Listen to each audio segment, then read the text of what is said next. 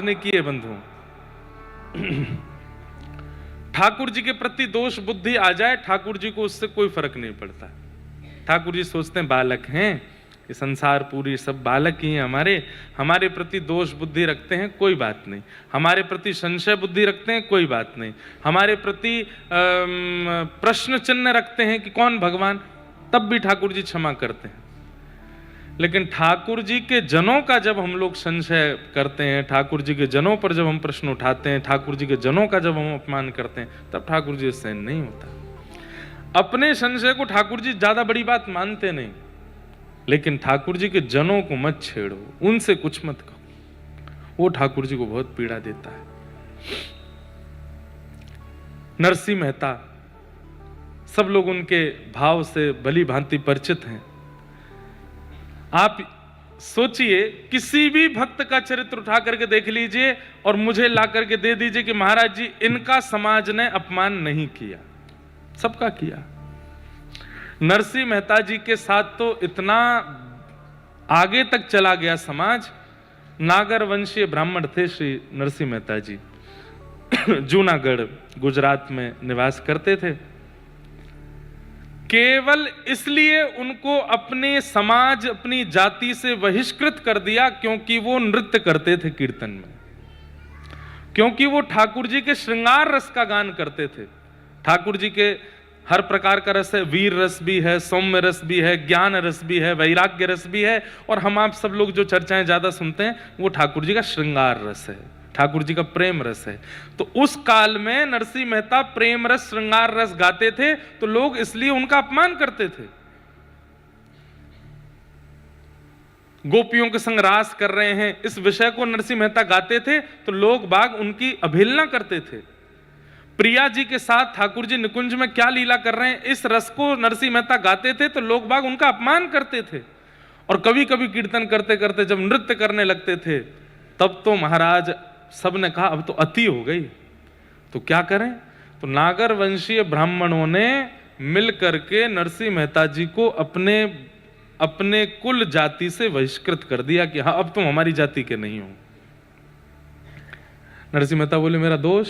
बोले क्योंकि तुम नृत्य करते हो, तुम गाते हो, और गायन में भी ठाकुर जी का श्रृंगार रस गाते हो, इसलिए हमको यह शोभा नहीं देता। जिन जिन लोगों ने नरसिंह मेहता जी को बहिष्कृत करने के लिए अपील की थी अपने समाज के बड़े लोगों से, वे सब लोग नगर के बाहर जो वैसा नृत्य होता है वो देखने जाते थे, उसमें राजी होते थे, उसमें प्रसन्न होते थे, उन गानों को सुनकर के सुखी होते थे। और नरसिंह मेहता जो ठाकुर जी का रस गाते, उनका बहिष्कार करवा रहे थे। नरसिंह मेहता बड़े प्रसन्न होकर के लौटे घर को, तो किसी ने रास्ते में पूछा आज तो बहुत बुरा हुआ, इतना बुरा नहीं करना चाहिए था आपके साथ, बताओ अपने वंश से, अपने कुल परंपरा और अपनी जाति से ही आपको बहिष्कृत कर दिया। नरसिंह मेहता बोले नहीं बहुत अच्छा हुआ। बोले क्यों? पहले परिवार ने घर से निकाल दिया तो परिवार का बोझ चला गया सिर से, उसके बाद भाइयों ने अवहेलना कर दी तो भाइयों का भी संबंध टूट गया, एक जाति का और समाज का एक भार और था वो भी चला गया। अब कुछ नहीं, अब मैं अकेला हूं, अब तो और कीर्तन करूंगा और नृत्य करूंगा और आनंद करूंगा। आपका उद्देश्य क्या है, ये बड़ी बात है। नरसिंह मेहता कहते मेरा उद्देश्य ये सब है ही नहीं, ये लोक रंजन करना, समाज की परवाह करना, ये मेरा उद्देश्य नहीं है। मेरा उद्देश्य ठाकुर जी हैं, मैं क्यों चिंता करूं इन सब की। ये लोग लगे हैं लड़ने झगड़ने में, मेरे को खींचने में, मेरे साथ उल्टा सीधा करने में, मेरा ये उद्देश्य ही नहीं। मेरे उद्देश्य श्याम सुंदर है, मैं उससे ना भटकूं बस। और मुझे लगता है ये सब ठाकुर जी ही करा रहे हैं मुझे उन तक पहुंचाने के लिए। तो नरसिंह मेहता जी के पिताजी का श्राद्ध था, घर से निकाल दिया था इनको। लेकिन आपको अब कभी नरसिंह मेहता जी का चरित्र सुनाएंगे विस्तार से। नरसिंह मेहता वृंदावन गए और जब रास का अनुभव किया तो रास में इतना सुंदर इन्होंने कीर्तन गाया कि श्री प्रिया जी और ठाकुर जी दोनों ने अपने पैर का नूपुर उतार करके नरसिंह मेहता के पैर में बांध दिया। और तब ठाकुर जी ने नरसिंह मेहता को अपना, नरसिंह मेहता बोले आपकी याद आएगी तो मैं क्या करूंगा, तो बोले केदारा राग गाओ। राग केदारा नरसिंह मेहता जी को ठाकुर जी ने दिया। बोले जब जब गाओगे तब तब आऊंगा मैं। नरसिंह मेहता ने प्रैक्टिस करके एक आध बार दूर जाके गाया भी तो ठाकुर जी प्रकट हो गए। तो नरसिंह मेहता जी को ठाकुर जी ने, श्री जी ने, दोनों ने अपना नूपुर दिया। दोनों पैर में नूपुर पहन के रहते थे नरसिंह मेहता। जब चलते थे तो गांव के, नगर के लोग हंसते थे, देखो है आदमी नूपुर पहन के छम छम करता डोलता है। अब किसको बताएं वो कि ये भाई ठाकुर जी ने पहना है मुझे। तो नरसिंह मेहता जी का वैभव इतना बढ़ गया, घर परिवार ने तो निकाल ही दिया था, लेकिन जब वैभव बढ़ जाता है तो सब गैर भी अपने मानने लगते हैं। जब आप पे कुछ भी नहीं होता तो सब लोग आपका तिरस्कार करते हैं। जब आपके पास सब कुछ हो जाता है तो अड़ोसी पड़ोसी भी कहते हैं ये हमारे पड़ोसी, हम जानते हैं इनको। कबीरदास जी के घर भगवान श्री राम रूप बदल करके गए, लक्ष्मण जी को भी रूप बदलवा करके ले गए, हनुमान जी को भी रूप बदलवाया, सबके रूप बदलवा करके, और बैलगाड़ियों में खूब सारे रत्न आभूषण आदि सब लेकर के गए। नगर में जाके बोले भैया कबीरदास कहाँ? बोले कौन कबीरदास? हम नहीं जानते। सब गांव के लोग बोले अरे वो कबीरदास कहाँ है? बोले हम नहीं जानते। सब लोग अरे कौन कबीरदास? सब लोग इस प्रकार से उनका सब करने लगे। इधर देखो सब लोग, देखो सुनो, अब लास्ट डे है आज कथा का, कल से तान दुपट्टा सोना आप लोग। तो लेकिन लोग बाग बोले यार ये कबीर के बारे में जानते सब थे, लेकिन सब मना कर रहे हैं हम नहीं जानते।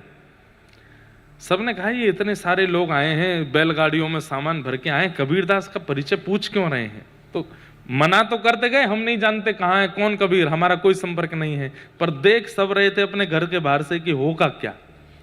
तो एक में किसी ने बता दी, बोले ये है कबीरदास का घर। तो घर में पहुंचे तो कबीरदास जी नहीं थे, परिवार के लोग आए। बोले जी कहिए।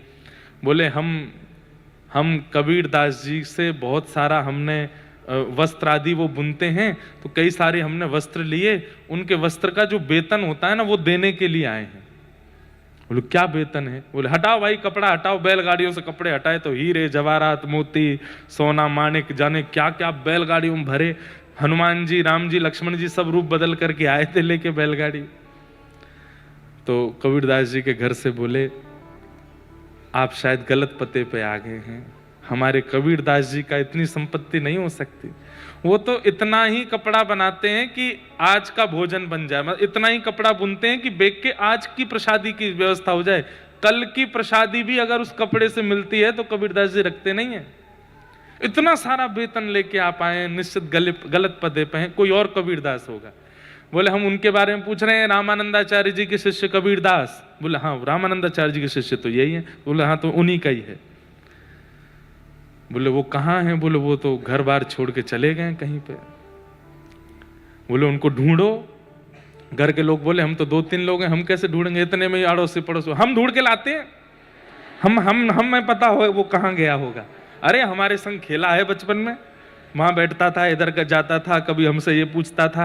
हमारे घर तो भोजन किया एक बार, सब लोग आकर के राम जी रूप बदल के आए थे, सब उनको आके घेर लिए। अरे कबीरदास जी तो एक बार मेरे साथ छत पे सोए थे, मेरे साथ वहां किया था, ये किया था।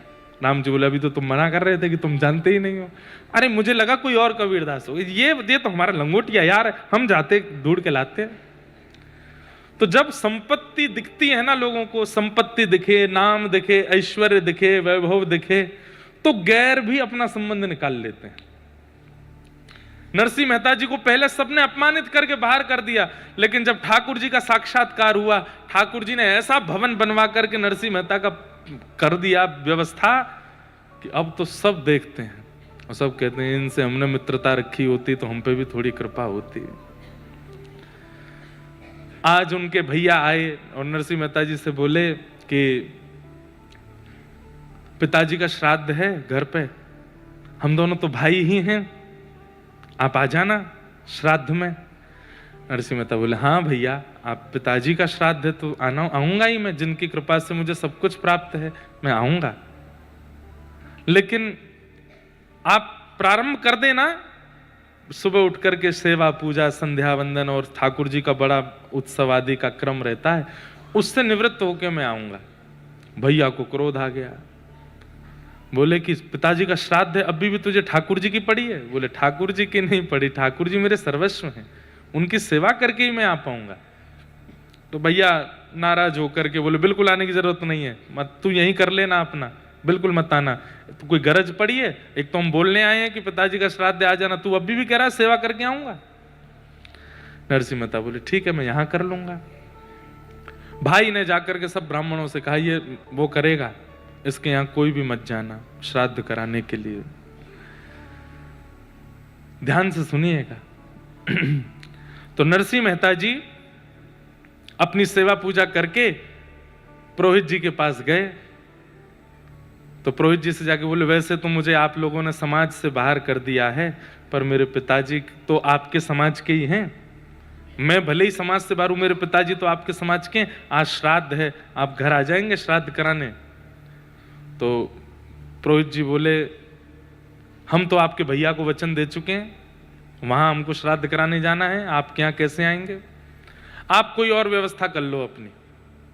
तो ठीक है, दूसरे पुरोहितों के पास गए तो दूसरे पुरोहितों ने कहा कि हमको तो इतना धन दक्षिणा देनी पड़ेगी, इतना ये करना पड़ेगा, और देखो तुमको सब समाज के लोगों ने बहिष्कृत कर दिया, तो सब समाज के लोगों को तुमको प्रसाद पवाना पड़ेगा। नरसिंह मेहता जी बोले ठीक है हम करेंगे व्यवस्था, व्यवस्था तो नहीं है पर करेंगे। अब समाज के 400 परिवार थे, उन लोगों को तो हंसी आ रही थी, बढ़िया है 400 लोग इसके घर पहुंचेंगे और ये नहीं खिला पाएगा तो इसकी और अवहेलना होगी और इसकी निंदा होगी, हम सब समाज के लोग आएंगे, तुम व्यवस्था करो। नरसिंह मेहता बोले ठीक है। एक सेठ जी बहुत प्रेम मानते थे, नरसिंह मेहता जी का कीर्तन उनको बहुत प्रिय था। सेठ जी के पास नरसिंह मेहता गए, बोले मेरे घर पर श्राद्ध होना है, ब्राह्मण आएंगे, आप कुछ मुझे मोहर दे दीजिए तो मैं उनको प्रसाद पवा दूंगा, उसके बाद वापस कर दूंगा। सेठ जी बोले एक शर्त पे। बोले क्या? पहले बैठ के यहाँ कीर्तन सुनाओ, आपका कीर्तन बहुत अच्छा लगता है। नरसिंह मेहता बोले श्राद्ध है घर पे और मेरा कीर्तन में फिर मन लग जाता है, फिर मैं उठ नहीं पाता। बोले हम उठा देंगे आपको कि भाई श्राद्ध है, उठ जाओ, अभी कीर्तन सुनाओ। नरसिंह मेहता बोले ठीक है। लिए करताल और नरसिंह मेहता ने जैसे ही गाना प्रारंभ किया, महाराज एक बार वो प्रवेश करते कीर्तन में, फिर वो निकलते नहीं थे। महाराज झंकृत होने लगता था वातावरण, नृत्य करता था नरसिंह मेहता के कीर्तन पर। मुझे गुजराती ज्यादा आती नहीं तो उनके कीर्तन में सुना था, कैसे बढ़िया बढ़िया मधुर कीर्तन गुजराती में। नरसिंह मेहता गावे और सेठ जी उछल उछल के नृत्य करें। ठाकुर जी ने मन में विचार किया, अरे नरसिंह, वहां ब्राह्मण नागर वंशी सबरे ब्राह्मण 400 परिवार इकट्ठे हो रहे हैं घर पे, और वहां सबका श्राद्ध करना हो, ये यहाँ कीर्तन कर रहा है, क्या करें? तो ठाकुर जी नरसिंह मेहता बन के चले गए और नरसिंह मेहता बनकर के घर पे गए। पत्नी से बोले ए देवी देख कितने सारे ब्राह्मण आए हैं, जल्दी कर प्रसादी बना। बोले कहां से बनाऊं प्रसादी, रसोई में तो कुछ है नहीं। अरे तू जब नहाने गई थी मैंने लाके सब धर दिया, देख तो सही। भीतर जाके देखा तो आटा दाल चावल सब बड़ी मात्रा में भरा था। अब तो पत्नी बोले अभी बनाती हूँ। तुरंत लग गए महाराज अमनिया करने, सब सामग्री बनाने। नरसिंह मेहता भी बीच बीच में जाके सामग्री सिद्ध करावे। ब्राह्मणों को सब आप बैठो, बस थोड़ी देर दो, अभी बस प्रसादी सिद्ध हो रही, श्राद्ध आदि। ठाकुर जी ने नरसिंह मेहता के पिता का श्राद्ध अपने हाथ से किया, क्योंकि नरसिंह कीर्तन में व्यस्त है। नरसिंह अभी कीर्तन कर रहा है अपने हाथ से। ठाकुर जी जिसका चिंतन कर लें वो मुक्त हो जाता है, जिसका श्राद्ध कर दे उसका क्या होगा। सब ब्राह्मणों को, ब्राह्मण तो सब बैठे थे, बोले अभी तक तो सब ठीक ठाक सही चल रहा है, देखते हैं क्या पवाएगा। और फिर तो असली तो मजा तब आएगा जब दक्षिणा की बारी आएगी। 400 परिवार के लोग, कम से कम 1,500 हजार लोग थे वहां पे, सबको प्रसादी पवा रहे हैं। ठाकुर जी अपने हाथ से सबको खीर परोस रहे हैं, सबको जो जो सामग्री सब परोस करके दक्षिणा की बारी आई। ब्राह्मण देवता बोले अब तो नरसिंह मेहता बहुत बढ़िया पवाया तुमने, प्रसादी दक्षिणा बांटो। जी, जो रूखी सूखी हो स्वीकार कीजिएगा। बोले तुम दो तो सही। एक एक पोटली भर करके महाराज उसमें 12-12 सोने की मोहर सबको बांटी ठाकुर जी ने अपने हाथ से। वे जैसे ही दक्षिणा लेवे, बाहर देख के बोले कंकड़ पत्थर भरे हैं क्या? भीतर खोल के देखे तो सोने के सब नरसिंह मेहता को देखते रह गए। अब तुम्हारा सब आशीर्वाद दें। और कहे नरसिंह मेहता आज तो तुमने आनंद कर, तृप्त कर दिया सबको, सब आनंद कर दिया। अरे आप बस आशीष बनाए रखो, अपना कृपा बनाए रखो, सब प्रसन्न रहो। अब वो सब ब्राह्मण निकले वहां से। वहां थोड़ी दूर पे भैया भी अपने पिताजी का वो कर रहे थे, एक ही पिताजी का श्राद्ध दोनों भैया कर रहे थे। वहां 10-15 बड़े बड़े विद्वान वेदज्ञ नागरवंशीय जो विद्वान थे वो सब वहां पे प्रसाद जीम रहे थे।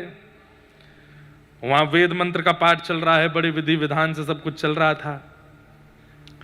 दक्षिणा की बारी आई तो भैया ने, उस काल में सबसे बड़ी दक्षिणा होती थी 1.5 रुपया। वो 1.5 रुपया दिया। तो 1.5 रुपया देख करके भी बोले 1 रुपया देते हैं सामान्य लोग, 1.5 दिया है। वाह भाई, आनंद कर दिए भाई नरसिंह मेहता जी के बड़े भैया ने।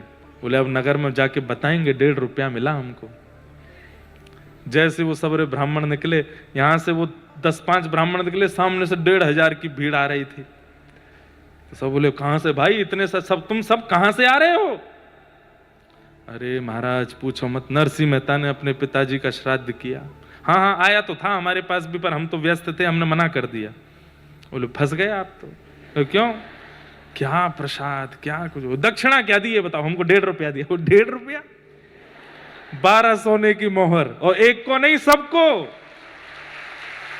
अब तो महाराज वो सब आपस में एक दूसरे का मुंह देखें। नरसिंह मेहता ने दिया। बोला हाँ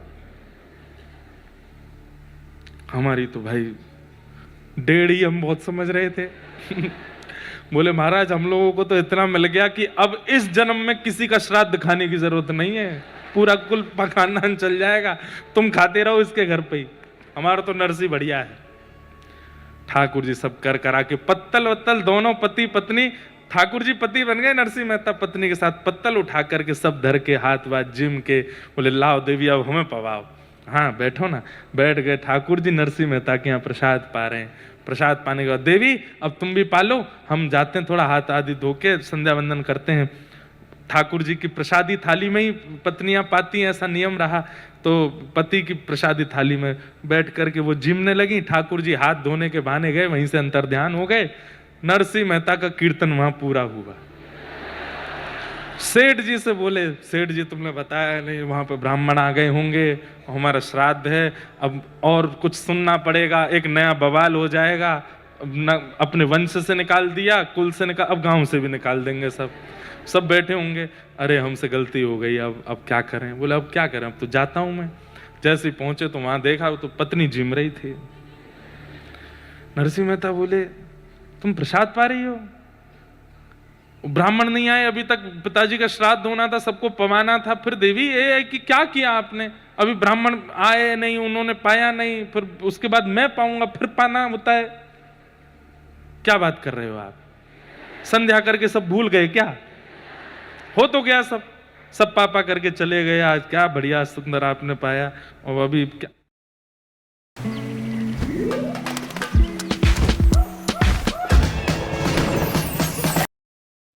क्या बोल रही हो? अरे आप ऐसे क्यों